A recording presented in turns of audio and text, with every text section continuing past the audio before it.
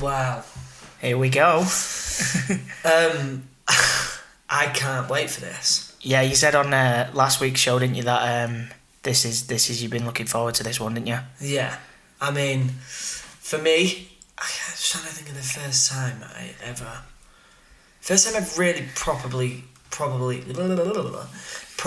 heard one of his songs, one of the band's songs, was a song called Bandits. Okay. Yeah, I know the one. About a guy who goes to the pub a lot and spends all his money on the fruit machines. Sounds like sounds you. A bit like me. Sounds a little bit like you. Sounds a bit like me when I was 18. You love a fruit, 18? 18, 19? You mean 18 months ago? No. Charlotte's put me on a strict. I'm allowed £10 a week online, that's it. That's nice. But no, I remember a couple of the boys, Chris and Cluggy, they were singing it to me when we was on the way to Magaluf. Remember, I put like a lot of my spending money in a Bandit at the airport. Oh, right. And they were singing this to me all week. And that's the first time I properly started listening to Reverend and the Makers. Who we obviously speak to the Reverend himself today. Yes, Jon McClure. So that's a very early memory. I mean, I'd obviously heard a lot of the music before, and then I started to really get into him. And I'd seen Reverend and the Makers at V Festival, I think, the first time. Yeah. Then I've seen him in concert, and I just love him. I just think they're sick. And I think Jon McClure is such a character. Mate, like, one thing for me, like, I've heard their albums and that, and I totally agree with you, they are fucking amazing. I think we caught them live, didn't we, at Kendall Calling one year? I believe we might have, yeah. I don't know, I don't remember that weekend. I was on my merry little way. They're brilliant. One thing that I love about them as well, he does, like, gigs at people's houses and that, don't they? My mate applied for it one year. Joe Farah, shout out to him again. Second time he's got a shout out on this podcast. Hosted next, don't he? And he applied for it, didn't get it, but I love that. He does gigs at people's gaffs. Yeah. I mean, he was. So well, they do gigs, at people's gaffs. No, it's just John that normally. Is it just John? Okay. Yeah. That's a little jam. So John said to me, obviously, because I'm getting married at the end of the year, and there's a weekend where he said, mate, I'll come do it. Get all the people. And one of my mates has got a massive house, but he's turning around and he's like, no, I don't want to do it. And it's like, mate, you can get Reverend and the Makers in your house. Oh, right, so he's not. I thought you meant he was going to do your wedding then. No. I mean, it's not sort of the wedding sort of music. I don't. Yeah. You know what I mean? It'll be good. We'll jam. Yeah. But yeah, he said he was going to come and play at the house, but yeah, I mean, it's probably not going to work. My house probably won't even fit him in it. He's nearly 7 foot. He is a big bloke in it, because I don't think I've ever met him before we interviewed him. But yeah, he's such a lovely bloke. I think we said this about every single. Yeah. And just while we're on that subject, guys, we are fully aware that all 4 of our guests thus far have been males. We're happy to report that our guest on next week's podcast will be a female. We're not going to say who yet. No. It's very exciting. I think all the gentlemen are going to love her. So we've got our first female guest next week, which is great. And yeah, that's purely because we've just. Yeah, we've asked people, haven't we? But they're busy and stuff. So like, we're gonna we are gonna diversify it a lot more. There's gonna be more guests. There's not necessarily just gonna be actors and musicians, like we said earlier on. We're gonna be speaking to some such brilliant ideas with the people that we wanna get on. I think 100%. And I think the thing is what we're doing as well. It's not a coincidence that it is just a coincidence that the first 4 episodes have been men, because they're the sort of the dudes that I mean, me personally, I wanted. Characters. Yeah. Kieran was brilliant. From day one meeting that guy, I love spending time with him. Again, Stephen, John, and Lewis. Yeah, Lewis. They're all brilliant people and good characters. And we've got for the next episode. I'm confident she's going to make you all bend over laughing. Yeah, she's funny, brilliant, man. Going back to this one though with John. So I took a train down to, I think we start saying this in the beginning of the interview, to probably my second favourite city in the UK anyway. Sheffield. I mean, that city, man, for us. Yeah. Oh God. And Jon in the interview talks so proudly of it, and he actually thanks us, I think, at one point for saying how much we love it, and I think I genuinely do love that place. Mate, on the way here, because there'd been an accident on the M62, so I drove through. I drove through Snakes Pass and like just round the side of Sheffield, and just looking at the city, man, it's just such a beautiful place. And it is. The memories that we've got there are some of the most special memories, some of the best memories, 100%. some of the worst memories, some of the very worst memories, some very bad memories. I always remember DQ. Can you remember DQ that night? DQ's, man, what a place that was. That was sort of like very, very last resort when we was all wasted and was like, we want to carry on the party. We want to carry on. We'll go DQ's. It's closed. Gone now. Closed down now. Yeah. I mean, obviously, for those who don't know, this is England. The TV series, not the film. So 86, 88 and 90 are all filmed in Sheffield, a little bit up your end in it, a little bit Grimsby way. Bits and bobs in Grimsby. By the sea. And yeah, obviously we get to spend quite a bit of time there. The first series, 86, obviously we lived there. Me and Tomo, we shared a flat, didn't we? Yeah. We were young. I was 19. I think. Was really young. You must have been 18. Do you know what? Like, I remember when I got told that I was sharing a flat with you, and I don't think I've ever even told you this. Oh, go on. Because when we did the film, we was all good mates. We was really close. Yeah. We was good friends. But I remember when we were stood outside the electric rooms in Sheffield, and they was telling us who was sharing with who. I was like begging for like Joe Gilgan. Or, mate, I don't blame you one bit. Someone like I was like, Mike Soccer. I was like, and then when I got you, I was like, I'm still buzzing. Like, I wouldn't have been. You don't have to lie to me, Tom. But I'm so glad that I got you to stay with you instead nice of one, mate. Because you just cleaned up after me. Fuck off. No, you washed my clothes. You sorted out all my spillages. Not all of them. Yeah. No, I mean, same. I mean, I going on that. I don't think I've ever said this to you. Shit. I've openly said before to you, like on the film, you were a little shit. And when they told me I was sharing with you on the series, I was like, I'd known you more then, because me and you've always kept in touch, haven't we? Like, I just come up with Joe Hartley and see you and that. And it was like, oh God, he's going to be a little terror in here. But what's he going to want to eat? You were a man, you grew up to a man. What was he going to want to eat? Yeah. Let me tell you, you animal. You absolute animal. So listeners, let me tell the listeners, because it's fucking disgusting. One day... I ate it like once or twice. I'm making Thomas Turgoose, star of This Is England, and other things, Game of Thrones and that. I was making him a bacon sandwich out of the goodness of my heart, because I did a lot of the cooking. I love cooking. Tomo! See, he's an animal. I was making him a fine bacon sandwich, bacon butter, as I'd call it. And bacon sanger. The bacon's sanger. Oh, nice. Yeah. The bacon's on the side in its packet where it belongs before you fry it in greasy goodness. Tomo comes along. What are you making, mate? I'm making you a bacon butty, mate, 'cause I love you, I respect you, I love your acting and that, I think you're brilliant. And now I'm making you bacon butty. And he just picks a piece of bacon up out of the pack, devours it. Raw bacon. I looked at him, I was like, what are you doing? I always do it, it's dead nice. Yeah, but you was like, oh, it can kill you, I'm not dead. Am I dead? You're not, but you can get... Did you eat raw bacon? Get food poisoning from pork. Maybe that's why my ass is so foul. Like, that's it, yeah. Because you fat a lot. And you stink as well, man. Yeah, Charlotte said to me, like, if I could change one thing about our relationship, it'd be your farting. I think Emily would say the exact same thing. I think she would definitely say the exact same thing. Anyway, this isn't Jon McClure. No. Anyway, 3. But that's fine, man. Yeah. Like, we say this every intro thing.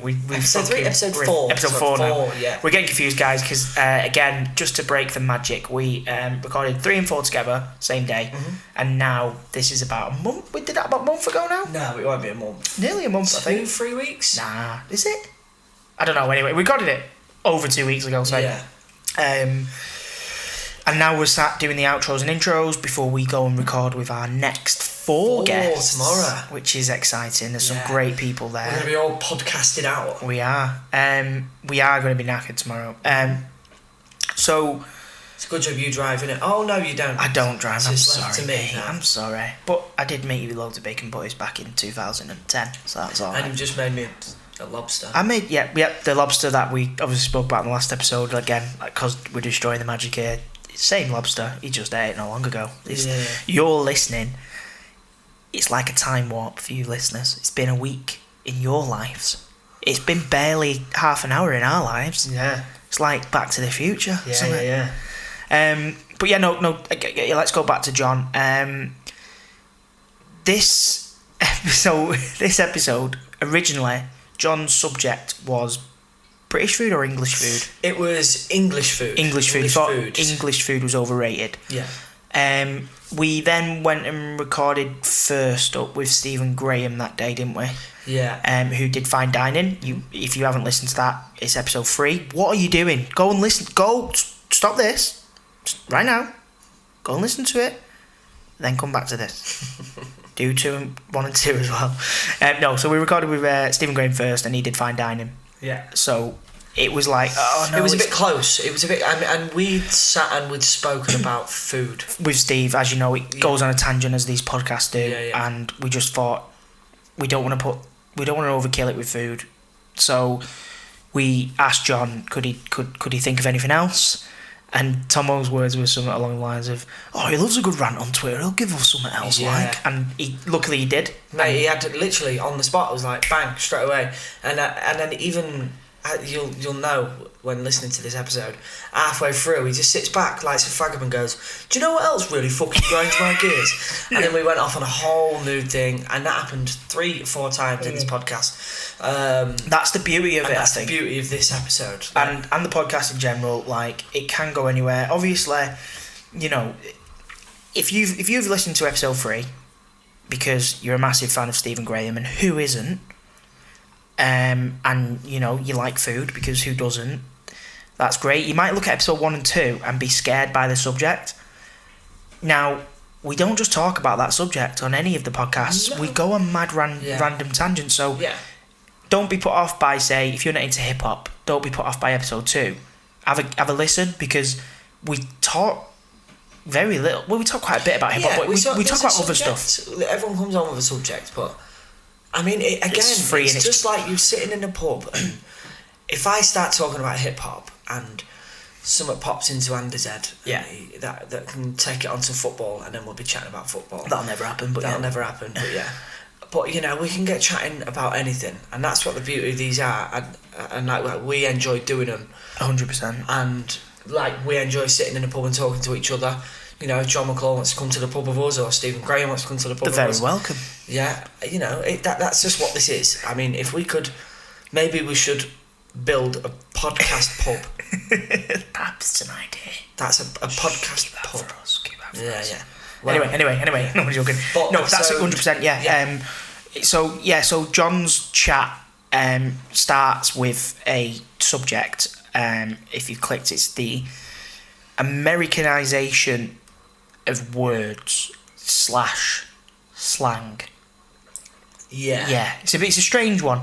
When you're listening, you'll know exactly what we mean. Exactly, and it goes off on a rant, but it is the most I think this is probably the longest chat we've had to date, and you never get bored. You never get bored listening to this one, because I've been sat obviously editing it and listening to it in the car, laughed my head off. And yeah, I mean, we all three of us sat down, and we just spoke about what the youth of today is like. Yeah.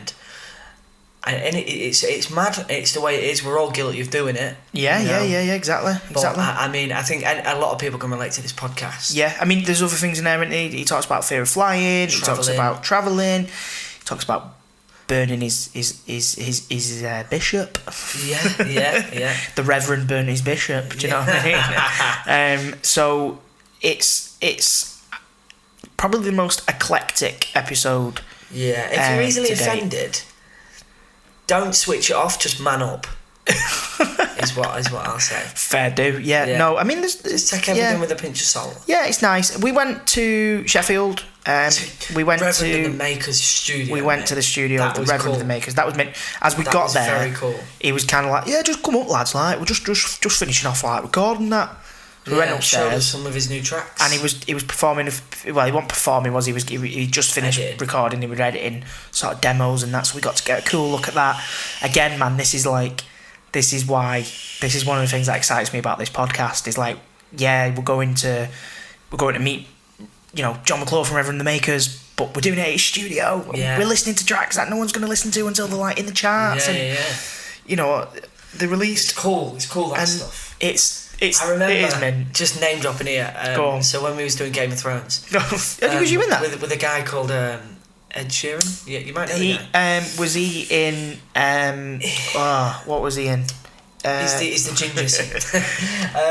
So he took us in his trailer, and me and Maisie Williams, and sat there and played us a bit of a couple of his songs from his new album then, which is Divide, I think his new one. I don't have a clue. Divide, Perfect, and all that. And I remember sitting there listening to it just on his laptop, thinking, wow, this is going to be released and it's going to blow up. Went mad, and I was like, I heard that like 6 months ago. My wife loves it. Went to his gigs. It's crazy. I went. That's mint. Was his trailer bigger than yours? No. Was that in your contract? If we was in the music world, then maybe he might have. Was that in your contract? He came into my world. He was in my backyard. You're in my fucking ball game now, sunshine. Balls in my court, dickhead. What was he like to work with? He was spot on, mate. Yeah, he's a nice bloke, because I've not met. We stood at the omelette thing in the morning. Yeah. -20 in a omelette thing. Just getting omelettes for our breakfast. Oh, that's lovely. Yeah. That's lovely. Yeah. So we was just queuing. He queued like anyone else, stood behind me. And -20 up a mountain in Belfast at 6 in the morning, and literally we sat around a campfire freezing our bollocks off for 12, 13 hours. Look cold. And he didn't moan. We spoke about all his partying. I mean, that guy's got some stories, obviously, that I can't repeat. But, I mean, just some of the brilliant things that he's been up to. But good lad, and man. He just sits obviously on his tour bus a lot, and he watches This Is England, he watches The Crown, and he's just a big fan of movie and film, TV and film. So it's like anyone, he's made a brilliant living and a career for himself. But Ed, if you sat on your tour bus listening to this, come on the show, man. We'd love to have you on. Let's have a chat about stuff being overrated and that. So I think this intro's probably gone on. I mean, the not too much, but the podcast itself is quite long. So we will let you guys listen to episode 4 of Overrated Everything. Put your seatbelt on. It's gonna be some turbulence. Bumpy ride.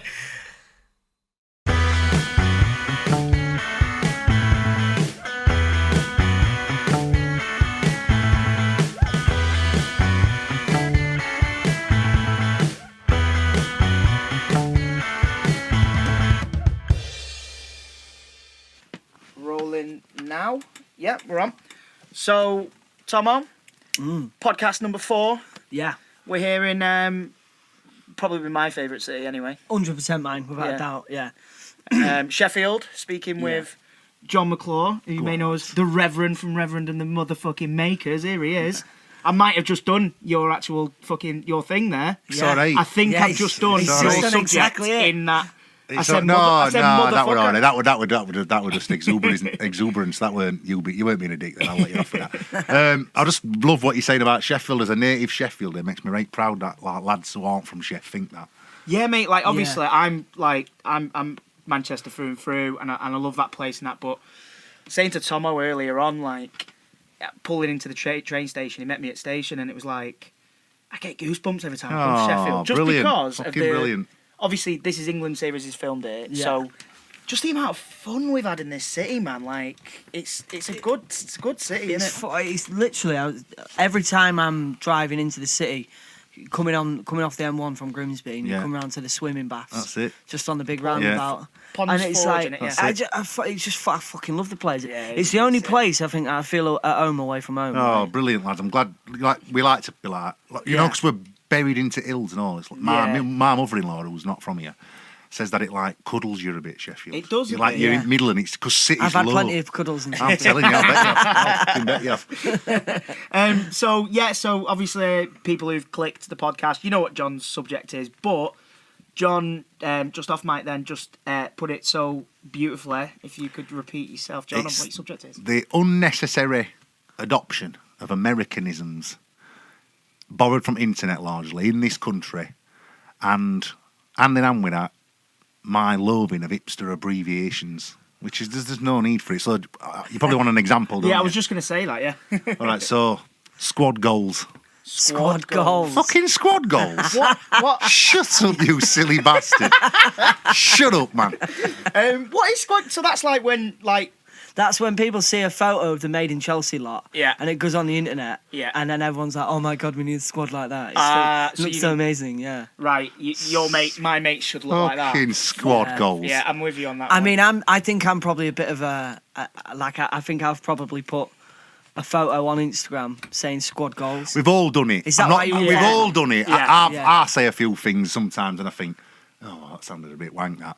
But you've got to check yourself sometimes, and I think you've got to think about it. I think another example is like somebody had put, say if Wednesday fans were like excited about somebody signing, and they put a meme of somebody looking excited, and they'd put Wednesday fans be like, Yeah. be like, shut up. I think the internet now has just taken over everything. Like, Yeah, definitely. With things like that, like once it kind of... it's a snowball effect, isn't it? Yeah, once it starts, it just doesn't seem to stop for like a fuck it. But then you say it like a week, and then you won't see him again. Sent people daft, Which is and mad. it's turned a lot of people into bellends. Oh, yeah, That's what I'd say. 100%. I think nom nom. Nom nom. Nom Remember nom. that nom nom? When It's you a bit put a like- meal on, everyone's like, "Oh, nom It's nom." a bit like your mum on Facebook does nom nom now, like nom nom. So it's like sounds like what are you doing there, nom nom? And totes. Totes. Totes. Right, so Yeah, totes amazing. you sound like a bell end on internet saying it, but worst one is when it makes that jump into real speak. Yeah. So I'm gonna give you an example. There's someone who's close to me on a sort of, can't say what it is, but he's a mate of mine, a good pal, and he uses a totes. Totes, no. totes, mate. And I'm thinking, you're in your mid-40s, mate. Fucking talking like Yeah. that for you. You know what I mean? Yeah, true. Amaze balls. Get it Amaze C. balls Get it does my fucking f- C. Yeah, it's Fucking all edit. that's. Getting what? The Get it C. C. See, I like that one. That's come off the internet, but I like it because you can say I can say it in my own voice and sound alright. Get it C. Getting C. Yeah. It's great. Mind you, I liked when you said totes amaze ball. Like Totes amaze. You can't help sound like a dick, can you? Yeah, Totes that's true. amaze balls. Amaze balls is the most American thing I think you could probably say, isn't it? Like, yeah, probably. Yeah, that Yeah. is very fucking. But it's mad how things like that can pick up, and then it's like when you say if you say something once and you think, I quite like the sound of that, and then you say it a bit more and then a bit more, and then you notice across the pub that one of your mates has said it, you're a bit like, it's picking up a bit now. Yeah. But what annoys me is when something so shit comes along and then everyone's just caning it on the internet, like you just said, squad goals or be like, or what was the other one? Totes amaze balls. Nom Yeah. nom.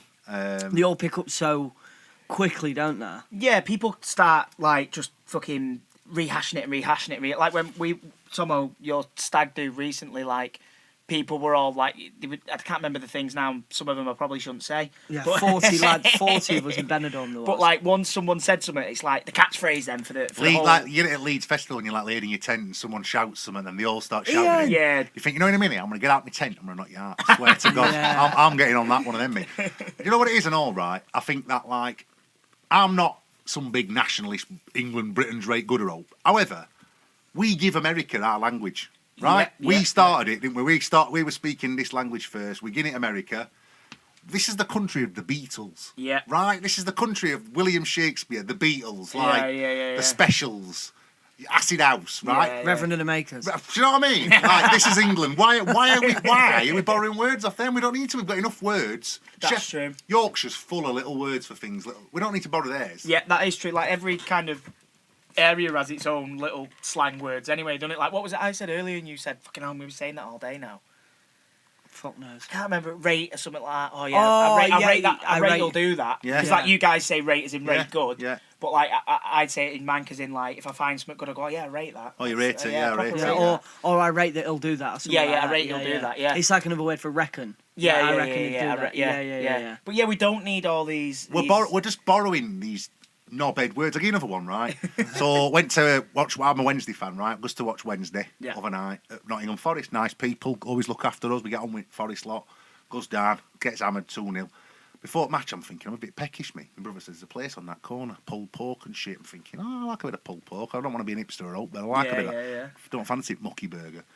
uncles and that, he says, "Oh, do you know?" They call it a cob, we call it a bread cake. I don't mind that. Yeah, literally. That's all right. It's funny you say that. Oh, go on. We'll have it. Go on. I'll say it after. Go on. What do you call it?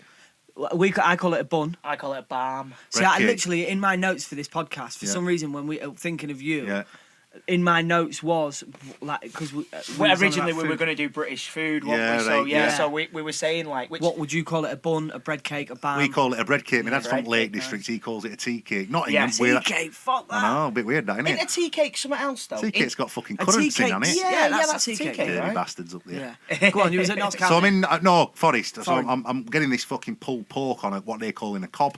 But beautiful, he says to me, "Do you want sauce? Louisiana mustard, all this shit." I'm thinking, yeah, sound. I ain't got a problem with eating American food, no bother. Next thing he says, "Do you want slaw?" I says, "You what? Want slaw? Fucking slaw." He says, "I'll have coleslaw, yeah."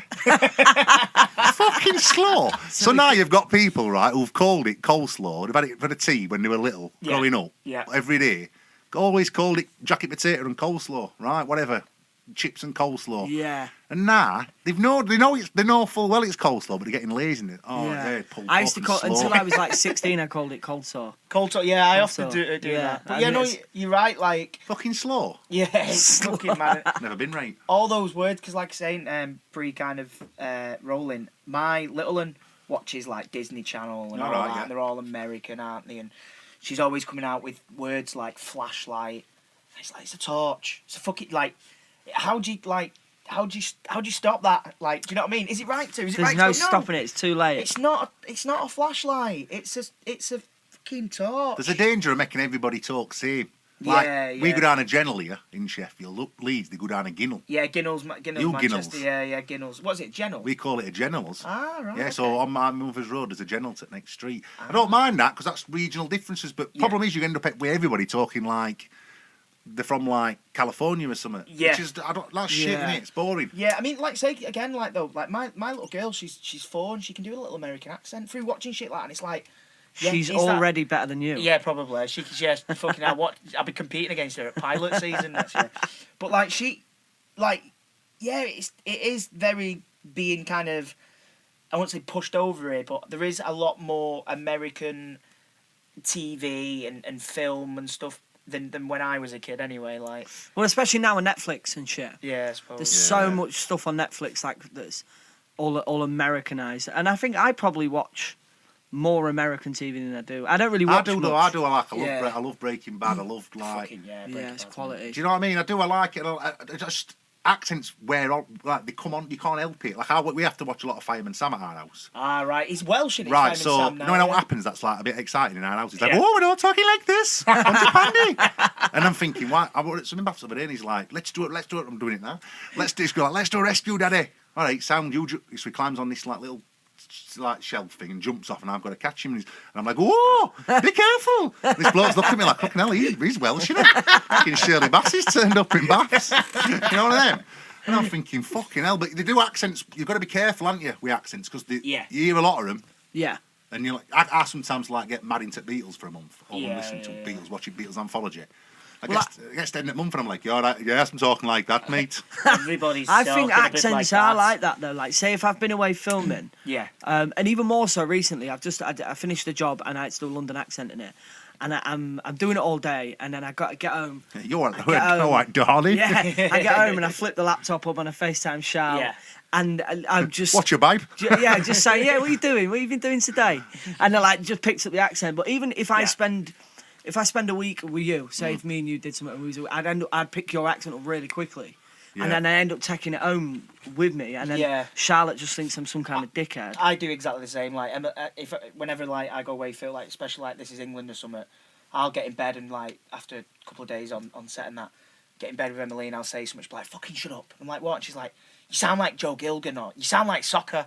Yeah. Do you know what I mean? It's like, yeah, fucking hell, why am I doing it? Like, it's mad. I always put it down for me, like, my nana and granddad are Irish, so I'd go to my nanas and granddads on like a Saturday, Sunday, whatever, when I was little.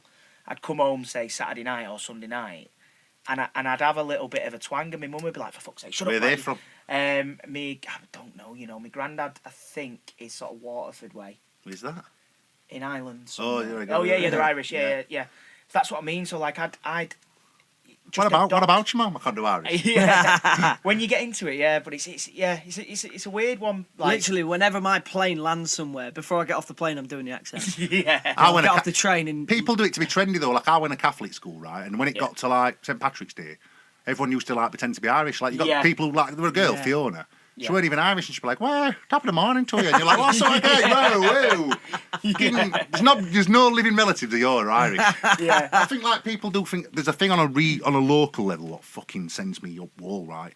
People do it to be trendy. It's like hipster abbreviations, right? So there's a sauce we have here in Sheffield. You might have had it when you've been here. Call it Henderson's Relish, right? We put it on put it on best things, a bag of plain crisps. Put it on, shake bag up, and when they go all soggy at bottom. Nice. A lot of people say it's like Worcester sauce, but is it fuck? It's made out of tamarind. Yeah, and it like Worcester sauce is made from like fucking decaying Fish, anchovies and it's shit. not like this. This is made vegan, from, innit? Or vegetarian, made innit? from tamarind, like right. random. What's tamarind? It's like a weird. You get it in like Vietnam and shit, don't you? Oh, It's right, like a fucking India have it. It's like a weird sticky fruit. I think tamarind. Right, Yeah. sound. So anyway, they make this sauce in Chef. We bang it on like steak and kidney pie, Nice. cottage pie, chips, crisps. no, I never tried it. Meat. It's good on meat, right? So we eat it with everything. And when I was growing up, we called it relish, right? That was its nickname. It's going to fucking relish. upset people this because a lot of my mates call it. They call it nah.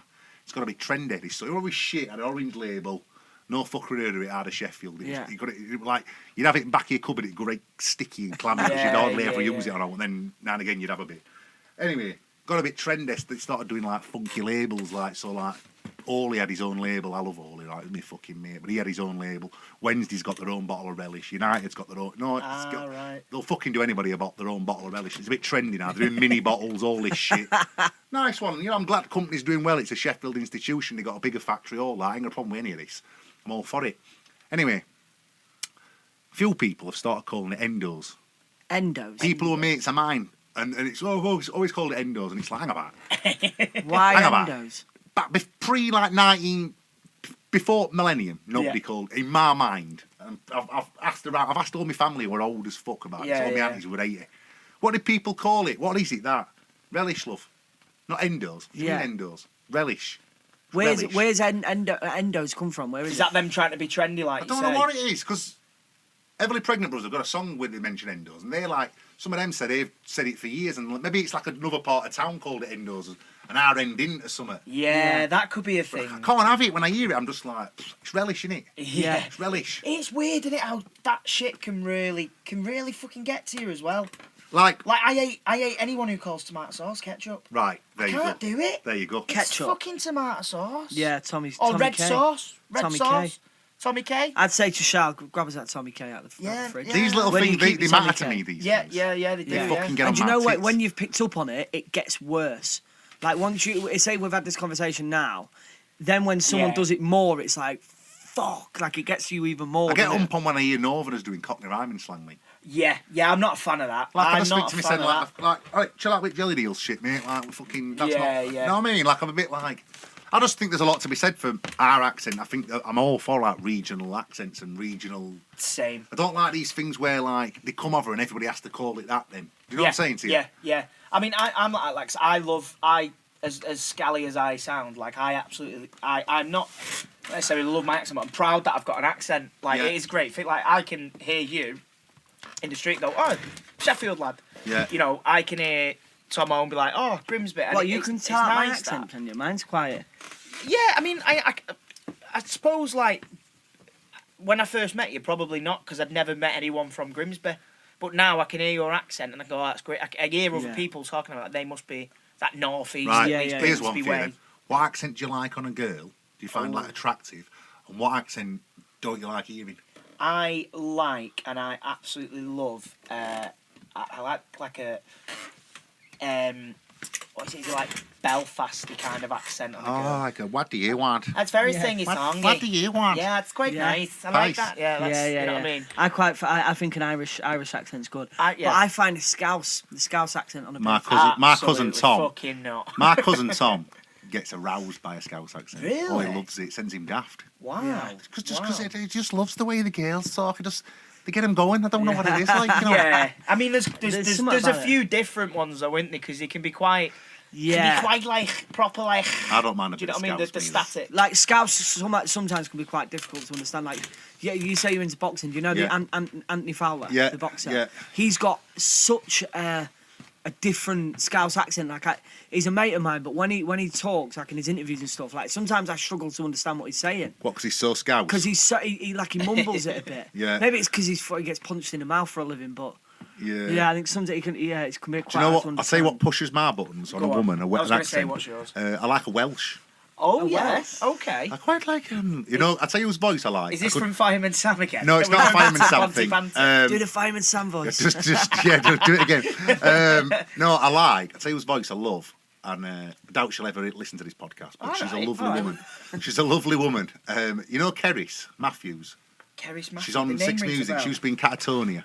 She's a singer. I'll sit down a bit. Oh, lads, listen to her voice. Keris She's got a nice Matthews. voice. She's got a beautiful voice, and I just think to myself, she sometimes reads poetry on a radio show, and I think, just say anything. Don't matter, just say anything. Yeah, sorry, I'm just moving for this mic. 'cause Right, it's what somehow accent don't you like? Slipped. Birmingham. Birmingham, Birmingham's man. lame. I've got a lot of mates in Birmingham, but I don't like. My brother- Where the Yeah. fuck has that accent like come from? Derby, I can't get on with that. Derby. Derby Yeah. Derby, mate. confuses me because it's a proper mix of sort of. It's a bit chef. London. It's a bit mank, and then there's just that whole. It's like Stoke. They don't know where they're from in Southern- Stoke. Yeah, Stoke's It's a all bit of it, mad, sure. isn't it? Yeah. Hull. I like Hull. You like Hull accent Hull. again? Yeah, because it's like flat in it. It's like what amazes me is how the Hull accent is so different to the Grimsby accent when we're 20 minutes apart. yeah. Yeah, that's true. Like they sound so different. We're 20 minutes apart. Grimsby more like Lincolnshire, a bit more Lincolnshire. Yeah, we are Lincolnshire, the pride Yeah. of, I like to say. Yeah, but like saying that, like, sorry, let me just adjust my mic. Sorry, guys, this is. There we go. It's just really fucking slipping. Why did you sit on the floor? Because my mic was down there, and it's That's doing me good. because I can hear it. We're into his like George Harrison period. We're going to meditate or something. Yeah, start fucking humming. It's funny you say that, like, why difference between like Grimsby and Hull, though, but like, I can instantly tell when someone's from like South Manchester to North Manchester. Chef. And even like, so I'm from Wythenshawe, which is like proper South Manchester, and then 5 minutes up the road in a car, you've got like Moss Side. Yeah. I can hear the different Yeah, angle. same in They're not Chef. from Wythenshawe, then. Do you know what I mean? Yeah. See if you listen to Jarvis Cocker talk, he doesn't talk like me, does he? No, he doesn't. He's from Handsworth, south of Chef. I'm from Grenna, north of Right, Chef. So right. we're totally Yeah. different. Like, be honest with you, like I didn't know like there's that many things that pissed me off. I didn't know which to pick for this podcast. Mate, honestly, could've- No. you riff I could away. have. Can I try some more on you? Yeah, go on. Knock it You know out. what's been go on. fucking doing me nuts in lately, right? Is you get bands who get interviewed, yeah? Yeah. And they're like, Yeah. what music do you like? They're like, oh, well, I fucking just love like everything on the Nuggets album, and I love Velvet Underground, and I fucking really love the early Iggy Pop records. And you think to yourself, all right, so do I, but you like Oasis and all, don't you? And they lie and pretend that you're Yeah, very cool yeah. and that. And I Yeah. think to myself, you know, when you were 15, you weren't listening to fucking Velvet Underground, mate. Yeah. You were listening to Cast, Blue Tones, fucking Libertines, and Yeah. whatever else. Yeah. Just shut up. It's annoying that, innit? Because it's like people just fucking Your acting. mic Yeah, really it's is going down. Can you slipping. tighten it up? Yeah, sorry guys. Right, that should do it. I there you hope. go. I bet actors do it and all, don't they? Like, I've always loved the Yeah. conceptual work. When of you're on fucking- set, Yeah. you hear some of the conversations like, and they're just talking absolute shit to try and fit in. Yeah, because sometimes. people do acting wise, don't they? They go, oh, have you seen this? Have you seen this film by this French director? And I'm like, Oh, fuck I off. grew Yeah, up it's- watching fucking Adam Sandler I and know Jim what I mean? Carrey. I love fucking Yeah. Tom Hanks in Big, you cunt. Yeah. yeah. And there shouldn't be anything like wrong with that, like you say, especially like with music. Like, you know what I mean? Like fucking Oasis are fucking great. Listen, I know what like I a mean? bit. I'll tell you how music works. I get into Oasis when I'm like 13. Before that, I listened to like Ragga or something, what my cousin got me into. Yeah. Great bag of shit. So, I'm listening to Oasis. Then I realise Oasis is like a rating to Stone Roses. So, I listened to Stone Roses. Realise Stone Roses, like the rating to Sly and the Family Stone and the Birds. That's how music works. Yeah. So, but don't deny Yeah. where it started. Yeah. You understand what I mean? Like, Yeah. I'm into a fair bit of trendy shit, right?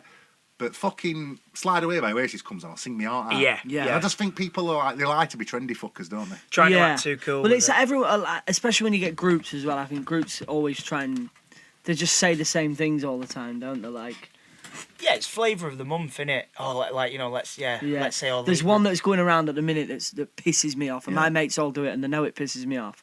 But the word vibes, Yeah. which I get, like, if I was to say, all right, let's go to Viper Rooms tonight. You know, it'll be good. Like the vibes will be decent. Like there's nice vibes about the place. Yeah.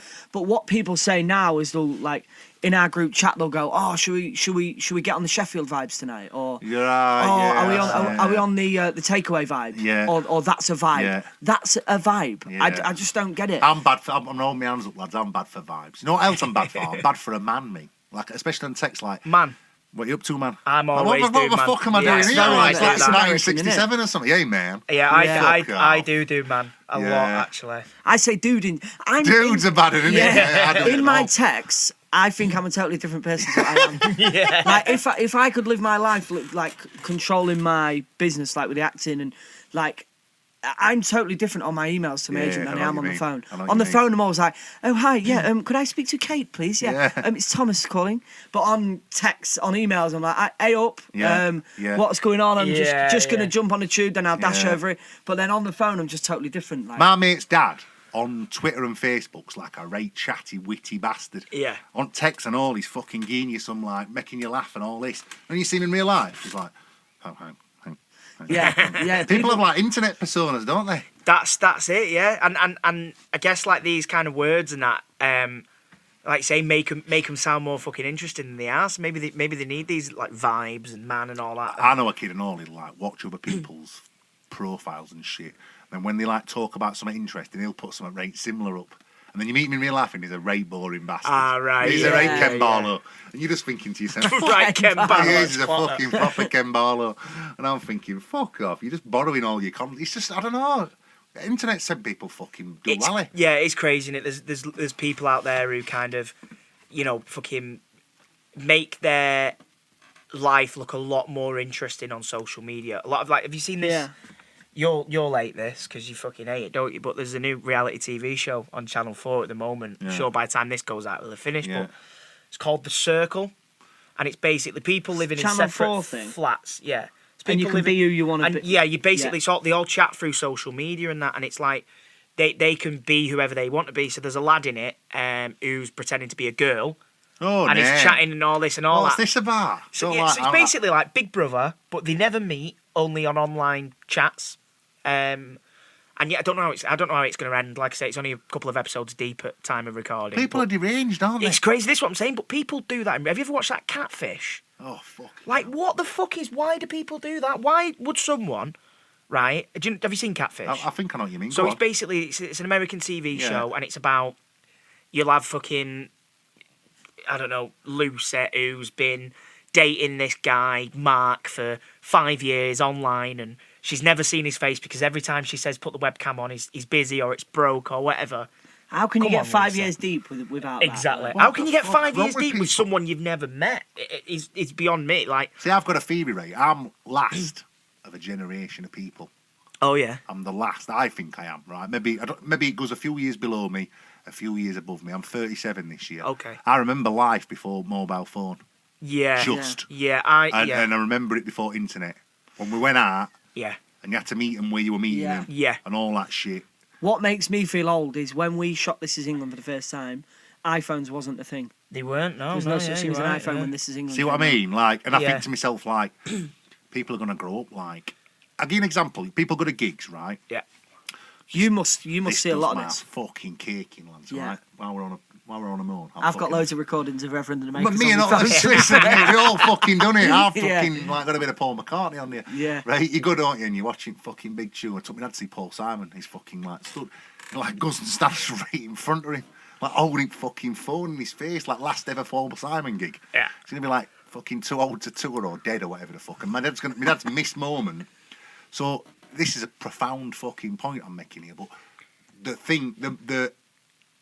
thing about experiencing something.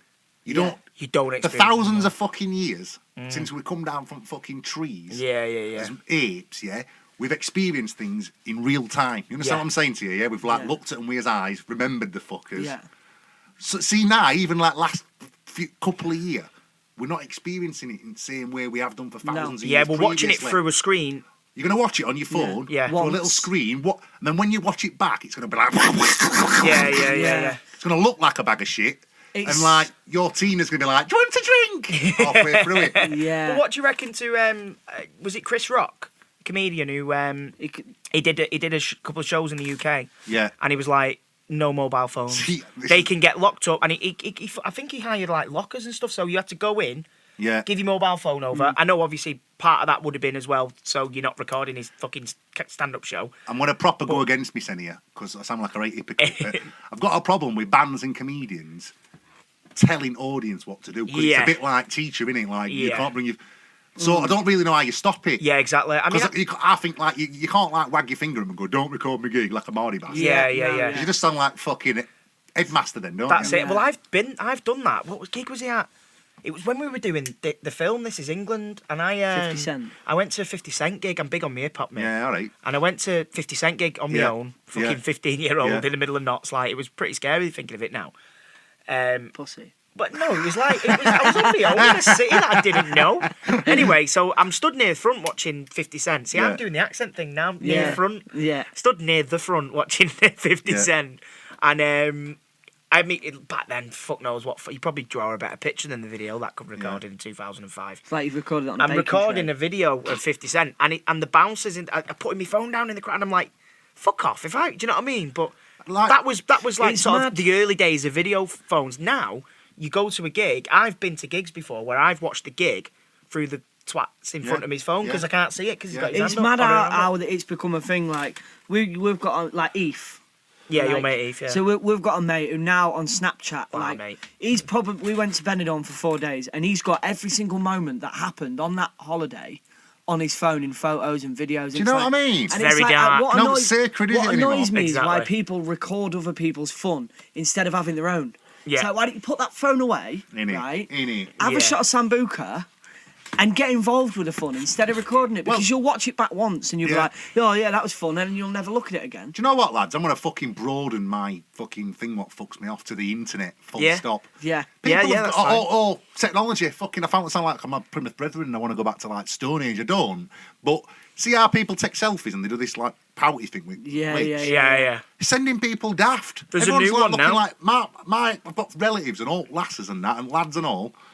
They're like looking like ducks in photos. Yeah. What the It's fuck are you fucking doing? But that's outdated now, that one. Go on. Like, there's genuinely a new one that's been around for a couple of years with young girls and that, where they put so I can't do it with it, they put their hand over the mouths. Why? That's it, I don't know. That's it, exactly like they fucking, that's the new You know thing. what fucks me off? Rather When than a people duck do face. That shot. I do this thing with my eyebrows and I can't, when I have my photo took, I can't help doing it. I'm like, hang on, try to do it. You can't see it obviously. But like, I know I'm doing it and I can feel my head. Smouldering. What the fuck For the am I listeners doing? at I've got home, a bit he's of a smouldering smouldering out. Oh, like a rake dick, don't I? But I'm ugly when I smile, so I Let's think have a I'm a look at bit better when I... Oh, right, gorgeous. But then, did you not like, so like, you're 37, did you say? Yeah. So your fucking day was like the late 80s, early 90s, kind of mid-90s, What a would bit, I say. When would you have been sort of, say, 15, 16? I was 15 in 1997. Right, okay. So like, 1997, so like, I remember... Britpop. Those mark when I was a Right, teenager. Britpop was right? your kind of That was thing. my- Mine was my like era. mine was Yeah. like hip hop and that. And I Yeah. look back at pictures now of me, you know, fucking 15-year-old kid off a council Yeah. estate in Manchester, throwing, you know, West Sides up, like the I think, W's. do you feel like a knob when you're looking? I look at me, yeah. Was there nothing that because obviously you're saying now these people doing duck faces or Probably whatever. talked a bit rude, you know, like when you fucking think you're a gangster for 5 minutes. Probably talked a bit rude in the past, like, you know, I've had a few innits and that. Yeah. innit? Fucking shut up. Was there anything that you did? Is there any photo evidence? Do you reckon? I'll tell you what I did do. I went to fucking. You know when I went on holiday, right? We always go to like Chapel St Leonard's every year, and then one year they were like, "We're going to France." I'm like, fucking hell, do you want to go? And I'm like 16. I'm thinking, no, I want to fucking stay in your house. Yeah, all fucked off and party. shag my missus all the time. That's what I've just got into shagging and that. You'll get your sends off. Yeah, sound. Have a good holiday, mum. Yeah, Dad, see you later. Christine will see me right. Anyway, Hey, want your hand? As I say, yeah. fucking hell. No, shit, Jesus. Do you know what I find dirty overrated? bastard. Do you know what I find Shagging overrated? your auntie. No, I Insect. mean, should have fucking like made me tea every now and again just to see me of right. Anyway, course. fucking hell, perverts, man. Anyway, first week goes by, I'm like shagging missus all the time. It's all lovely. About a week in, she's fucking getting on my tits. I'm getting on her tits. We have a bit of a row. I've spent all my money, Anna. Bought some weed, had a couple of curries. And Christine's lent me a tenner. I'm still skinned. Brings my mother up. My mother's thinking a bit. Last time you ever come on holiday with us? Yeah. There's a bus goes from Manor Top and it goes all the way on Channel on ferry and it goes to fucking really hard in south of France. Like, Oh, it's like, chef to south of France. Like, get on it. So gets on it, loses my passport. I can't think why I'm fucking telling you this story now. What are you on about now? Embarrassing shit you did when you was a Oh, when you was yeah, a kid. so fucking gets there anyway, whatever. I'm staying with mum and dad in this caravan. Fucking, like, nice one. I'm right, like 16, so I'm at college. I'm fucking reading about like fucking Cuba and Che Guevara and shit. I think I'm a bit of a fucking rebel and that, don't I? I think I'm a bit of a fucking socialist and that. So on beach, they're doing these like fucking henna tattoos. Oh, nice. I'll fucking have one. Pretend it's real to me, missus, when I get home. That's Che Guevara on my tit, didn't I? Mate, should have seen fucking state of me like a right dick. Fucking right tryhard. Terry fucking tryhard. No, I mean, like, kept walking around with my top off all over. Yeah, I remember when I got this. So that was my first ever tattoo. Obviously, you can't see it on a podcast. It said Sharon. But it says Sharon, which is my mum's name. Yeah. And it was just the tiniest little tattoo, just Sharon across my arm. And I remember I used to walk around like that. I'd walk With around, vest on? like with my top rolled up with a little tiny tattoo on my arm, thinking that I was a boy. I think I was probably 16, 17 when I got it done. Oh, wow, that young. Yeah, I was only young. Not what bad in the 90s. Them ribbed, like tank sleeveless tops everybody used to wear. They were like ribbed. Oh, what? A bit boy bandy, but like even fucking Oasis used to wear them when it were hot. And you'd have all your arm out. When it was hot. Like I'd fucking be like pulling it to the side so you could see shit, and then it starts going a bit scabby, doesn't it? Like you used to have like E-Man tattoos when you were a kid, and it starts going a bit scabby by end of holiday and that. Oh, that was fucking terrible. Them henna tattoo things. I remember it must have been about 7, and I had Bart Simpson on my arm. Oh, fucking Jesus. And I'm allergic to like I didn't know. Obviously, I'm allergic to like dyes. So if I have a hot bath now, still, You'll see Bart 20 Simpson. years later, Oh, you can see God. Bart Simpson's face. I want to get him in a bath. Yeah, where it all scabbed over. Do you want to come to ours and have a bath? Laura, rump bath. We'll be home in 5. Gadget's coming in. Is that true? Yeah, genuinely, yeah. I've not seen it for a little while, but yeah, if I have a proper hot bath, you can just see the faint outline of Bart Simpson. Like, I'm going to tell you something really personally for on embarrassing stories. go. I mean, bear in mind it's on a podcast, so it's the. Whatever. There's a lad, they call him Awara, and he runs Tramlines Festival. All right. He's my mate from school. Still had a few fallings out and that, whatever, but still my mate now. He's a right good lad, right nice kid and that. Anyway, same girlfriend, same 6 weeks holidays. Okay. Her mum and dad's gone away. So we've had a good couple of weeks when my mum and dad's gone away. Then her mum and stepfather's gone away. We've got their flat to us said. So we've had it off. Fucking hell, I bet your knob was falling off. Right, so I've had like, you know what I mean? My first love and that, all this shit. So we've had a great weekend, like you do. Comes to Monday, we're both at college. She's like, I forgot what she did, like Health and Beauty at Castle or something. I've got to go to like sixth form. Fucking gets in bath, and my fucking dick's hurting. Really hurting. Really fucking hurting. I'm thinking, fucking hell. Anyway, I like to like slunk this end down in bath, you know, so soaps all around my ears and just so I'm right comfy and shit. Yeah. Got soap in my ears. Fucking bell end's throbbing right there. She comes in, she says, put some of this in it. Put In some your of this ear or in your in it. But because I'm underwater, put some of this in it. I thought she said, put some of this on it. Okay. So She gave me this bath emollient, you know, oily Aiton. Get it from chemist, don't you? Like in a big like lilac bottle, don't you? Know what I'm on about? I know where this is going. So I fucking poured a bit in this cap out. She's fucked off her to get ready now. So I'm thinking like, oh, sound. Put some of this on it. It's like a fucking lotion or something. Pours it on my dick. Lets it soak in a bit, washes it off. Goes to college. Gets to like break time. Feeling a bit of a fucking itch downstairs. What the fuck's this? So him, Awara, who I'm on about, I says, Awara, fucking got this problem. I fucking come in bog with me. Sounds a bit fucking like erotic, doesn't it? But I'm like, come in bog with me, Awara, because I need you to fucking, I'm worried. I panic about stuff like that. I worry about shit. You know what I mean? You do, don't you? You worry about shit. So I fucking like pulled Hood back. I'm looking under the bonnet. Oh, mate. It's like somebody squashed a load of like spread cheese underneath. And then like pulled bonnet down. I'm thinking, what? I'm thinking like, has she been, you know, have I been with someone else? What's happened? Has she been unfair? What's happened here? Fucking hell.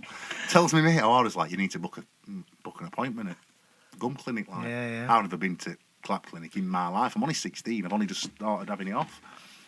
Fucking hell.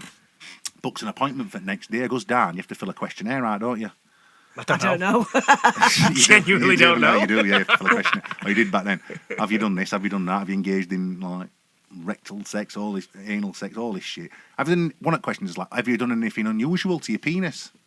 Start racking my brain. I'm thinking, where? Yeah, I put this stuff on, oily Aiton. Gets into the thing, woman says, "Oh, you fried your dick." And it's still not right now. It's been scarred ever since. Yeah. Fucking hell. So what did it? Fried it? I'd like cook my cock in oil, basically, yeah. In the hot bath? In hot bath and all. You know what I mean? It's a good job you're married already, isn't it? No, Not in the bath? Did you not feel it burning her out then? A bit.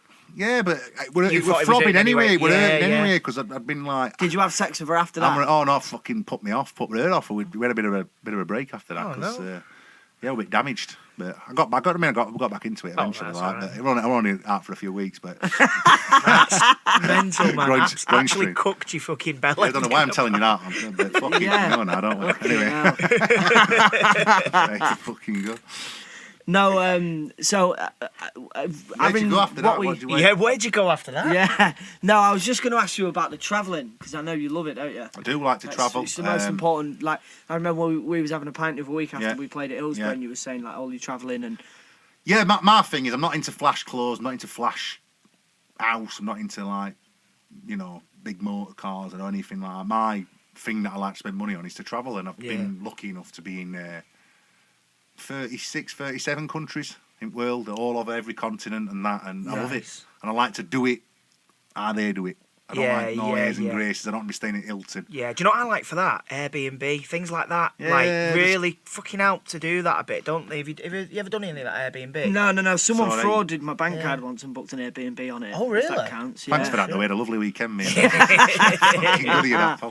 I wanted to know. I wanted to ring the bank and say, just tell me. Don't worry about the fraud team. Yeah. Just tell me where it's booked Yeah. and what day, and I'll just make sure I'm there with a fucking bunch of everything, a cricket bat. I don't know, I think it's best education you can have travelling. 100%. And because of music, I've been lucky enough to bypass a load of shit. Yeah. And go to places that would be considered dangerous by any normal standards, but I've managed to go straight in because I know people in Nigeria or in Jamaica or Brazil or whatever it In is. Thailand. So you recorded Death of a King in Thailand, Yeah. Got in a bit of shit here because I went for a scooter ride, didn't wear my helmet, got arrested. I think I told you about that. I'd done exactly the same in Phuket. Because what it is like, I got a bit mardy, a bit northern about it. What do you fucking mean? I ain't got a helmet. He's got his helmet off and all that. And what you meant to do was just give him give him 10 baht, chill out, not everybody's happy and that. Yeah. But I started lipping him. He ended fucking banged me up for a bit, which was a bit shit. shit. And then come home, called it Death of a King because their king died, right, while we were here. So it was a bit weird and all that. Press officer starts writing biography for album, and like they have a bit of blurb what they send to people and that. And he's like, oh, the controversial king. And next thing, Thai embassy's on phone, and they're like, you need to make a video apologising for slagging King off. Whoa. Right, got right heavy, and I'm like, because I'd already booked the. So I'm on the phone, and I'm like, very sorry for if any offence caused to the Thai people about your king and all. This Did you do a video? Yeah. Oh, shit. Proper had to kiss their arse for a bit. It was a bit weird. That's crazy, isn't it? I have some right weird shit happen to me when I go abroad. Like I've had some right carry. I nearly got shot once in Jamaica. That was a bit of a fucking carry on. My old man was the same. Go on, tell me now. I'll see. Go on. Staying in this hotel with Mrs. Been chonging ganja and that, loving it, having a right good time.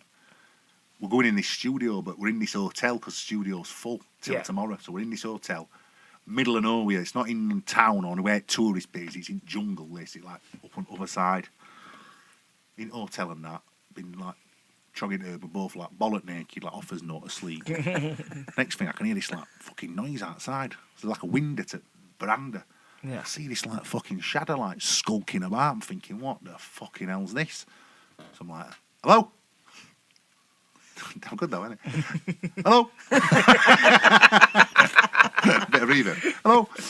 Anyway, no answer, so fucking turns like and tries to go back to sleep. Still seeing this fucking like skulking about. I'm thinking, I'm not fucking having this. What's going on here? Stood up. What are you, 7 foot? Yeah, but staying away. I'm in Jamaica and I'm white. I'm not like daft. You know what I mean? Like I understand that it can be dangerous sometimes. So he opens door. Next thing, I can see gun. He's just like trying to put his hand in door. Fucking shit me sense. So never seen a gun in my life. Me, I'm from fucking Sheffield. We don't have guns here. Or I don't. Not where I go. Fucking puts me back on door. I'm like wrestling with his hand. He's got gun. Pushes hand out. Shuts door. Arm against door. Mrs. is shitting herself. So next thing, fucking phone. She's like ringing reception. So we're both shitting us. And she locked us in the toilet. I'm against the corner, against door, so he don't get in. Next thing, geezer's knocking at the window. He's like, reception. It's reception. There's two of us. It's reception. I'm thinking, it can't be fucking reception. I says, I'm not now. Fuck that. Yeah. He goes, honestly, mate, with reception, when reception comes, opens the door. It were two blokes from reception who I'd seen before. He's like, all good now, nothing to worry about. We've told him. So all night, I'm shitting myself. Goes down next day. This bloke's like, comes up to me. He's like, just want to say, mate, sorry about last night. It were me. Shit. I'm like, what the fuck? So, see, his kid off reception. I'm like, what the fuck's happened here? He's like, mistaken identity. I says, what do you mean? He went to a party at studio, got off his nut. Yeah. His missus has gone home early because he's off his nut. Missus has said, I'm going home. And he's staying in exactly the same room on floor below. Oh. Because he's off his nut, he's gone to my room and thinks my room's his room. And you're with he's his knocked on missus. the door and I've gone, hello. So he thinks I'm in bed with his missus and he's trying to kill me. Shit. Oh What a my shit way to die. God. What a shit way. What a Fucking hell. Anyway, still here, lads. Yeah, you thank lived God. to tell that tale. My Jesus. old man was, I think it was probably Jamaica or somewhere like that. He worked on a refineries all around the world, and he said he got back to the hotel one night after being pissed up with all the lads, and he said he looked at, he just got in bed, just turned the light off, and he heard loads of shouting and screaming outside. So he just went and just undid his curtains, kind of opened the window a bit and looked out. And next thing they all stopped and they just pointed guns at the windows. Oh, no. And it was like You're joking. shooting, so there's bullets hitting near my dad. So he shit himself. He's run down to the reception and gone, oh, someone's just tried shooting at me. You need to ring the police. And the bloke behind reception's gone, no, that was the police. So they'd obviously got pissed up. The police got a skinful of beer, got the guns out, and just got pissed out, shooting everywhere. What, started licking shots off just the like hotel? popping shots off Fucking everywhere. hell. It's crazy. Yeah, It's it's crazy. mad how you must have seen a million and one different cultures and. Yeah, no, I've been lucky to go all over. Like, I think Brazil I like. Where's the best place you've been? Would you say? Rio's good. Rio. There's no in Rio that I could live there. It's beautiful, people yeah. cool. Did you get a chance to go through all the favelas and stuff like that? Yeah, been all over the place, mate. Went in some right mad places, but I don't know, it's cool, innit? Vietnam's good. Where else? I like Morocco, mate. Morocco, Yeah, I'd like to go to Morocco. Yeah. Yeah. Been in some mad countries though. Ethiopia, I've been. Yeah. I've never done Bolivia. Africa. I'd like to do Africa. I Gotta be like the careful in idea of but Africa. Do Still, you know what I mean? South Africa's good. Bolivia's good because it's like going in a fucking time warp. You're in another. You know what I mean? Is it? Oh, it's unbelievable. What mate. do you mean by that? Just like there's a lot of like indigenous cultures and that. There's got this lake, haven't you? And you go out on lake and like there's people who've living on like reeds and shit. It's a bit touristy, but like same way. A lot of them people have been living like for like a long time. Do you know what I mean? Yeah, I think, like, it's a shame that it's got a bit touristy then, isn't it? Really, like I hate shit like that. Like most like the pyramids. I've never been, but like they say the pyramids. It's just there's a Burger King there. I had a bad one in Egypt because I've been in Dubai playing a gig. Yeah. And there used to be a lad who used to play Arctic Monkeys, Andy Nicholson. He's having his stag do in Barcelona. Only way I can get from Dubai to Barcelona is to go by Egypt. And it's when that revolution's gone off. Oh, right, okay. I've got 12 hours. Used to go out with an Iraqi girl for 6 years, me. So I know a bit of lingo and that. So I'm thinking, here we are. Gets to the game, like, Salam alaikum, all this. Like, lets me out. I'm thinking, I've got 12 hours, so I'm going to gut pyramids. Yeah. Have a little scoot into town, back to airport, on flight, off to Barca. Yeah. Get battered, meet all lads who've flown out for sesh. Gets in Egypt. They've had that revolution, haven't they? Yeah. Getting fucking held up at like military checkpoints and shit. Drivers having to get out. He's like, oh, my mate got shot in the head in that Tahrir Square yesterday. I'm thinking, fucking get me out. Jesus. I don't know why, back but to the like, airport. whenever I go anywhere, there's some bollocks kicks off. I think it might be me. Yeah. know what I mean? Yeah. I don't It's know. scary, isn't it? Like when like shit like that can go down. It just kind of makes you go. Yeah, but do you "Fuck know me, what? Our like, country's a mess, and I suppose we had riots a good couple of years ago and that, but not like that. not you know what like I mean? that. Fuck I me. just like all lads. I just think to myself, I want a fucking Skegness every year for my holidays. Did you when you were little? Yeah. Yeah, and I think like I want to fucking go everywhere. Like, no, when you went to do that Russia thing and you had all that shit at the border. I know it sounds awful, but like, I feel alive when shit like that. See, that for me, I love it. That for me, I will just go over it quickly. So basically, it was the same as what you've just said. Yeah. So you went, we flew from Ufa to Moscow airport, and we had an 18-hour turnover. Yeah. So we thought, right, well, we're not going to sit in the airport for 18 hours. We'll get a hotel nearby with a pool. We'll just go chill. And we went up to the airport, checking to the desk, and the woman said, yeah. So we went out. But as we was in that 18-hour gap, our visas expired.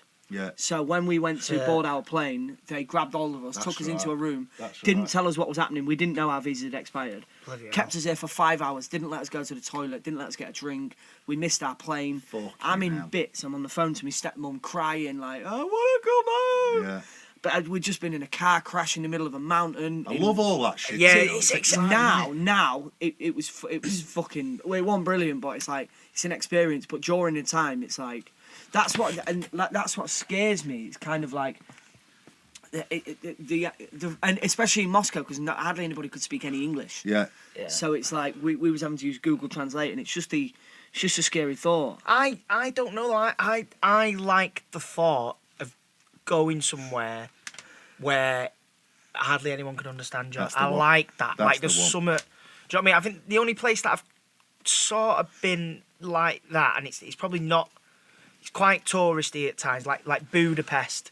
It's kind of the Hungarian, aren't they? So they obviously speak. Never been. Hungarian Reckon stuff, it's mega, don't they? Oh mate, have you not been? Buda on one side and Pest on the other. Yeah, It's beautiful city, mate. And yeah, I mean, it's not like like Spain. You know, you can walk in any shop in Spain, and you know you'll come out with what you want because they speak a bit of broken English, and you can do a little bit of Spanish or whatever. But yeah, in places like Budapest, like there is still that kind of a little bit of the not very anglicised. And I like that. I can't be arsed with that chips and egg John Smiths when you're abroad thing. Yeah, mate, I can't be doing we were with saying earlier, like everywhere you go, Cuba is the only place that I've ever been that's not like you've just got all your home comforts pretty much wherever you go. Yeah. I need to get on Cuba. I've never done Cuba. Man. I'd like to do that. It's My mate goes. like you said, like you can go to like Mexico or you can go to Dominican that are all beautiful. But then there's a Starbucks on the corner. There's a Costa. There's a fucking Burger King and a Macca's. Like I went to Thailand for nearly 3 weeks with Charlotte, and all she wanted to do was eat fucking KFC. Yeah, I can't get on with it. Like, well, when we went to we DJ'd in Milan, didn't we, at the beginning of the year? Yeah.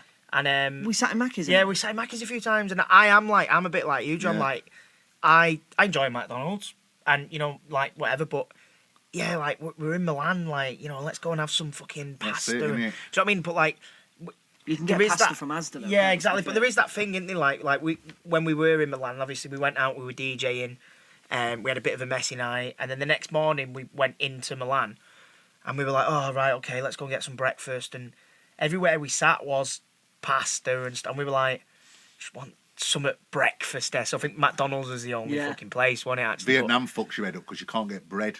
Oh really? So even if you're there for a concerted amount of time, you can get these sandwiches in main city, but you know if you're on like we were on this little island, no bread. They just don't have bread in their kind of culture. Don't have milk either. Oh right, so okay. You've just got to do. You know what I do wish I had bollocks to do. I've seen this thing this week. What's blown me up? There's a Japanese billionaire. He's worth 2.7 billion. Yeah. And he's paid that Elon Musk, that SpaceX. Yeah. He wants to go and orbit the moon, go around dark side of the moon. Is it him who's doing it? Right, so he's going to have him and 9 artists, and by artists he means like fucking musicians, sculptors, painters. You know what I mean? Different mediums. Actors from Grimsby and stuff like that. That's all. He's taking applications, right? So I'm thinking to myself, I want to apply me. I want to be... Send him the new album. I want to have bollocks to fucking... But I'd shit myself. Would you? Yeah, I would. I'd go anywhere on Earth, but I wouldn't go out of Earth. I don't know. I mean, I'd love the thought of it and stuff and all that, but have you seen what it takes to become like an astronaut? Like the training you have to do. Yeah, but like they're just going to blast you out moon and you're coming back. No, that's what I mean. But even that, like, you have to go under like G-force training and stuff because that fucking rocket firing off. Like, if you're not trained to brace it, I reckon you just deal with it. Sturdy fucker, aren't I? Yeah. Mate, apply for it. That'd be cool. No, because I've got if before I had kids. You'd have done. Yeah. I ain't got a passport. Fuck. I ain't got a passport. Joking. No, but like fucking imagine doing that. Imagine having enough like guts to do that. Yeah. Part of me would think, that's amazing, but then like you said, I've got little in now. Like it's like you give everything a go once. Like, have you done a skydive? Have a fuck. No, I can't. See, that was something that never really bothered me, but. When I got asked to do it for charity, it was the fucking best thing I'd ever done. I'm not coming. No way. I'm not going out on all planes, me. Yeah, I have a thing with little planes, me, and helicopters. I've never been on a helicopter. Yeah, little flying cigar tubes. That just... We once did a gig in like Isle of Man, right? Yeah. And we're flying to fucking like Cornwall. It's like we've got another engagement in Cornwall, another gig or festival or something. Gets on this little plane. There's like 6 people, and I'm big, aren't I? So I'm cramped as fuck, like a giraffe in an horse box. And there's this, you know, when they do like safety demonstration, don't they? Just got that reference. That's brilliant. Right, Sorry, so go on. she's doing fucking safety things, this girl, yeah, and I'm Yeah. watching her and I'm thinking, fucking, we're gonna die here. Oh, fuck. The next thing, she turns round, sits down, and fucking takes off. And it's just her. What? She's flying the fucker. She's flying the fucker. I tell you, I shit myself, mate. a fucking brilliant thing that happened to my dad. My dad was in somewhere dead fucking random, like Venezuela or somewhere like that, and he was flying from Venezuela or somewhere in Argentina or whatever to the main airport to Yeah. then fly home. Yeah. And he said he walked to the airport and he said it was like a fucking shed. This bloke just took the padlock off, put the shutters up, Oh, no. checked his passports, No, mate. did all that, fucking checked him in, said, "Where's your bags?" Got the bags, carried them over, put them on the plane, fucking put the plane up, that. got in the seat and just flew it off. If Did I'm everything himself. if I'm stood in a massive security queue in an airport, I'm Yeah. happy. I'm like, right, good. These guys are on it. These guys are doing their jobs here now. It's not even security element for me. It's like I'm on a fucking like one engine bag of Yeah. fucking. You know what I mean? I once got a flight in Ethiopia of all fucking places. I'm going from Addis Ababa to a place called Diradawa. Right, it's where Haile Selassie's from. It's where Okay. fucking Selassie I's from. Right, so we're getting on this fucking plane. You know they have like that fucking door, don't they? Decent size, not too small. And they have that fucking door where like slide comes out. You know what I mean? Yeah, Halfway down. Oh yeah. So I'm sat like escape. You know what I mean? Yeah. So I'm sat across from that, and we're flying over this fucking mountain range in Ethiopia. Right? There's a load of musicians on this fucking music trip. Sat with him, you know, Kano, rapper. Yeah. Not being a name dropper, I'm fucking sat with him. I'm thinking he's a rapper, him, he's fucking big boy and that. He's not be scared of fuck all him. Right? So me and him sat there, we're getting on having a fucking nice chat. He's a bit of a geezer, no danger. Next thing, you know that fucking door? It's like open. No. I can see sky through it. I can see fucking sky through it. I'm looking at it and we're playing snooker, you know, on iPhone, right, geeky, innit? Playing fucking snooker with him. And I sees him like looking a bit fucking shifty and that, like he's clocked it, I've clocked it, none of us. I said, just nudges him, I said, is it in this here? He says, yeah, I know. Next thing, we're like fucking holding hands. Oh, Thought we were gonna die. We're fucking horrific. You see, Horrific. so you said you went away mainly like in England when you were a kid, like. Yeah. When was the first time you flew? About age-wise? Probably when I think we went to like Spain or fucking Greece or something when I was about 12 or some shit. Was you scared of like flying that then? No, because I didn't know what about it. That's I it, just yeah. fucking like knew how Chris were getting on my nerves, like, nudging me or some shit. You know what I mean? The older I've got, because like, we used to go away quite a lot, like Wales and places like that. But then we'd always go abroad like once or twice a year, because my mum's like that, loves going abroad and that. And I used to, didn't care. Like, I used to love flying, and my mum was proper terrified of flying. I'm like, why are you scared of flying? Like, it's brilliant, it's great. But as I've got older, I've got more and more. Dennis Bergkamp never used to fly. He used to drive to Olympian fixtures. Oh right. Aretha Franklin never toured in Europe. Scared of flying. It's crazy, isn't it? Because statistically, it's safe. They say that you've got more chance of crashing on the way to the airport. Yeah, but that's only because you got more chance of dying in a car crash. But that's because you drive all the fucking time, really. It's because I drive like a know bell what I end mean? and all. So Yeah. it just follows me about. Trouble. I went to Tenerife. Same girlfriend who I had penis trouble with, who I've told you about earlier. We've been to Tenerife, me and her. My dad's like got timeshare villa and that. Nice. That little hustle. Fucking hell, we're going to Tenerife. Stepdad and that.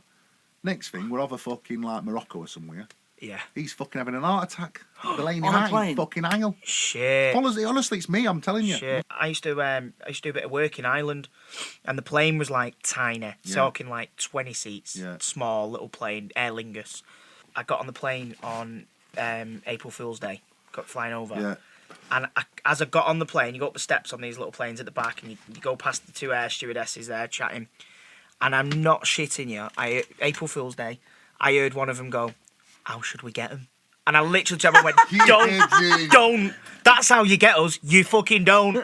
Like, we're up in the air. Nothing that How you will should we do get 'em? will be funny, even if it's April Fool's Day. That. Worst bollock I've ever dropped on a plane. I get someone from LAX to where am I going? Manchester. Now look, I'm making a boomie there. Look. Oh, fucking hell, get out. So he gets on this fucking plane. It's overbooked, this plane. Now they overbook him, don't they? Yeah. This lass comes down. She's about 5 foot, this girl. She's like, "You sat in my seat." And says, "I'm not. This is my seat." Yeah. Calls air hostess over and she's like, "Oh, yeah, we've double booked it." How the fuck? So, next thing, they move her to business class. Oh, you bastard! I'm thinking, I'm fucking 2 foot taller than her. Why have you moved? Anyway, whatever. That's the other fucking. That's a pet hate of mine. What? Selling legroom seats. Now you've also got to pay to be sat together. So our that honeymoon. pisses me off. So our honeymoon, we need to pay £20 to allocate our seats next to each other each. What a bag of It's shit. like our flights have cost us £600 each. Oh, I'll just talk to Tony from Castleford for fucking 11 hours. Fuck off. Yeah. On the honeymoon as well, it's like. So I goes for a walk on this plane. I gets up to fucking business class bit. I'm thinking, I'm going to go and have a look where they've put it, like, because fucking I'm uncomfy as fuck. I'm next to this rape fat bastard. Thinking, I need to have a walk here. So I gets further up. This geezer's like, can't come past here, sir. Goes through curtain. You know, like the curtain. Yeah. Goes through curtain. Oh, you can't come up here, sir. Says, oh, sorry, mate. Says, having a stretch at legs and that big lad, aren't I? Trying to make him feel guilty. Says, no, I can get an orange juice, can you? He gives me an orange juice. Goes back through curtain. As I'm going back through curtain, I hear him go, the cheeky bastard. So I'm thinking, you can't fucking say that. So I fucking turns around and I says, I heard that. So I fucking heard that. What did he say? He went, oh, sorry, sir. Sorry about that. I says, no. I says, fucking that's right out of order. Manager ears. He went, go and sit down and say, I'll come and see you in a minute. I'm the cabin manager. I'm fucking fuming. I'm thinking, I'm not your heart. Oh, fuck off. He comes down. She's like, I'm very sorry about this, sir. I says, well, yeah. She went, would you like to sit in first class for the rest of the journey? There's only 20 minutes left. No, they were fucking. We'd only just took off. We're on. I'm thinking, first class, yeah, would you? Fucking bang on. Anyway, at this time, I'm in this like political phase of my music. You know what I mean? I've got like a mohawk, and I think I'm fucking Che Guevara again. I want to ready for getting that fucking tattoo. You know what I mean? I turned into a bit of rebellion for 5 minutes. So I says, no. I said, I want you fucking first class. I'll write to Richard Branson. I'm rate self-important. Been in LA for 10 days. Like, you know what I mean? Think I'm like Jesus Christ. He says, no, I don't want fucking. No. I don't want first class. Fucking leave it. I'll write a letter to Richard Branson. The fucking lands.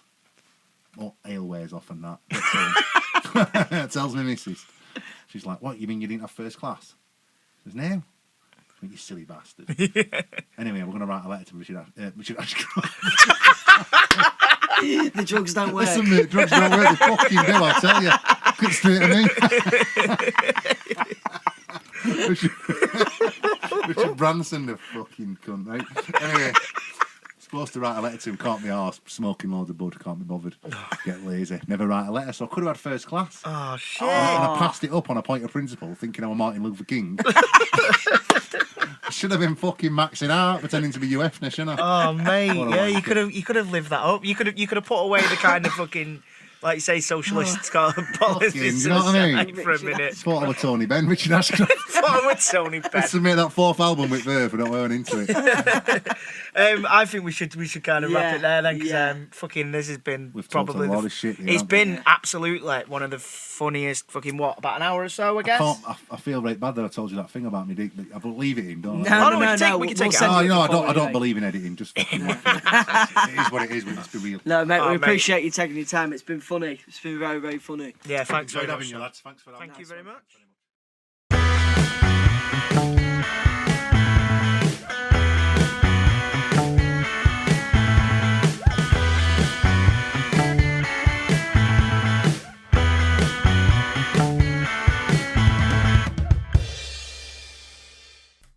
There we go. Podcast listeners, that was the Reverend, Jon McClure. I mean, I remember the drive home from Sheffield, just thinking about the things that he was saying, and he's just fucking good guy He's to be brilliant. around. The story about his Willie, like. I mean, I had to text him and just say, dude, like, are you sure? I've just done exactly what he was talking about in his podcast. Dude, I had to text him saying, mate, are you sure you don't mind these things being in? And that's the thing with Jon, is he's so open, like, he knows that everyone's got a past, and it's like, why should people not hear it? It's like, you know, it's just one of them that's just a genuinely good, down-to-earth bloke. And I remember the first time I properly met him was in a pub in Sheffield, which I think we spoke about, and we had a charity football game.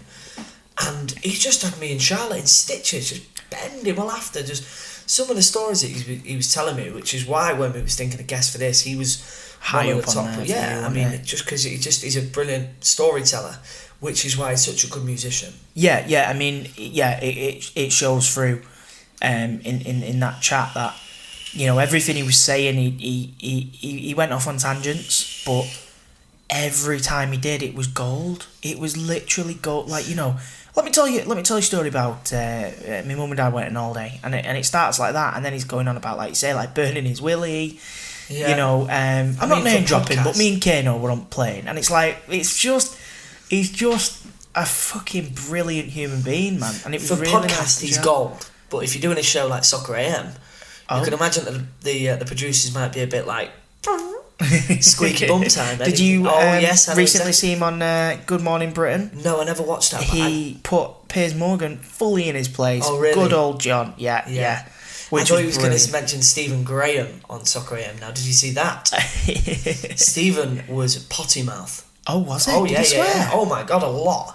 To the point where, like, Fenners, the presenter, was just like, "Oh my god, I don't know what to do with this." Because he did this a week before and we were swearing loads. Yeah, that's what it was. Yeah, but no, he's yeah. But I mean, he's podcast gold because you can sort of filter the stuff. But I mean, yeah, it was very, very a brave but brilliant choice for Good Morning Britain to let him have it on. To be honest, mate, honestly, and he was brilliant on it. He went around Twitter and stuff, and yeah, I love it. He just put that absolute that Piers Morgan in in he's his the guy place. from Britain's Got Talent, isn't he? He's the I don't know what that guy is, man. Yeah, I'm not a fan. exactly. As people know, I'm very much a big lefty. As is John, which we bonded over massively. He's a big fan of my friend Jeremy. Well, he's not my friend. I wish he was my friend. Yeah, you type with Jeremy JC Corbyn. now. Me and JC, I like that. John does a lot of stuff for what I judge to be good causes and stuff. Anyway, and it just shows he's just a lovely human being. Again, like yeah, I don't know what I'm going to say. He's just mint, isn't it? Yeah, that he's interview brilliant, was and he's cracking.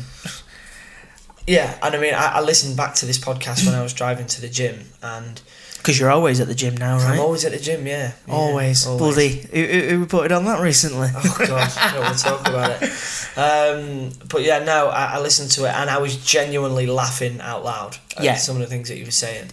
Listening back. Go on, sorry. I was going to say, listening back while editing it, like I had so much fun. Yeah. Like editing all these is fun.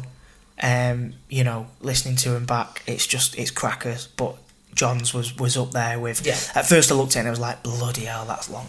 But for a million and one reasons, all of the guests are brilliant. Great. But John is just like the one that's, I believe, is going to be the overrated everything favourite. Oh, okay. I think so, yeah. Nice. Yeah. So I guess coming back to that kind of, it might be a new segment, I guess, in the show, but as always, well, not as always again, but we are looking for sponsors for this podcast. Again, we pre-record, so we're recording this a little bit before it'll go on. About 2 weeks now before this will go on. Yes. Destroying the magic again. So we may very well have people jumping on board, and that's great, and thank you to our sponsors if we do. But if we don't, or for future episodes, we would love it if you guys could sponsor. If you want to help us out. And again, like we said before, we're looking into Patreon. So look out for that. That'll be on a Twitter post and Instagram. And it may have already happened, which is the beauty of recording a couple of weeks before it goes out. Thank you again, guys, for listening to us and our moany guests.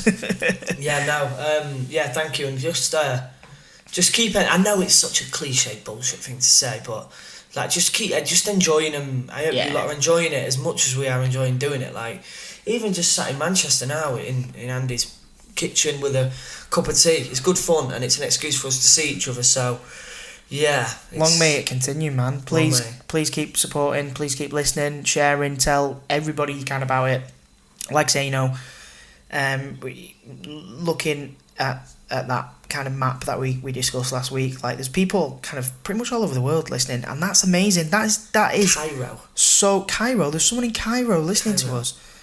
He could be listening to us, looking out of his window, looking at the pyramids, or her window, sorry, looking at the pyramids, and you know, that's crazy. Yeah. That blows my mind. And that is brilliant. why I want to make this podcast, because it's just fucking mental that It's fun. someone in, you know, Azerbaijan or whatever is just listening to us chat about. I find it brilliant. And again, like always, we're just getting to meet people who we love spending time with, and you know, we're getting to find out some very, I mean, I'm going to say interesting facts about Jon McClure. Yeah, oh yeah. Some very, very interesting background stories. I mean, there was some in there that we had to edit out. There was a bit of and sorry about that, guys. If you have listened to the podcast at the end there, it does get a bit jumpy.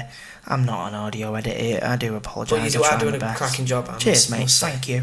But yeah, no. So obviously there is bits there where we've had to edit round, and that's just purely not just because, you know, Jon was chatting about funny things, but it was just long as well.